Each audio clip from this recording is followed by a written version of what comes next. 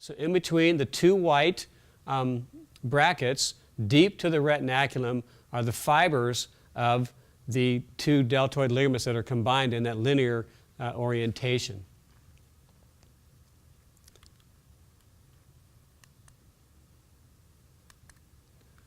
The third ligament that's involved, or included, I should say, in the deltoid ligaments is the tibiocalcaneal ligament. It's a little bit larger, a little more distinct in its presentation. The probe placement is certainly going to be on the more medial side of the ankle. It's also going to be in a long axis probe orientation. We're going to identify first the medial tibia on the anterior margin of it and go straight down onto the calcaneus.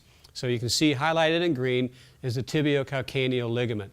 It also, what we need to remember too, it's going to come up here again in a moment, is the tibiocalcaneal ligament attaches to this bony shelf-like projection known as the calcaneosustentaculum. We're not going to recognize the shelf-like contour of it yet until we look at something else.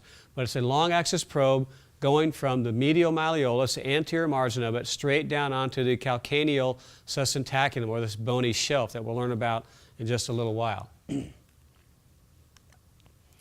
So here's the tibia, long axis probe placement, proximal, distal, tibia. This is the calcaneus in general, that shelf of the sustentaculum.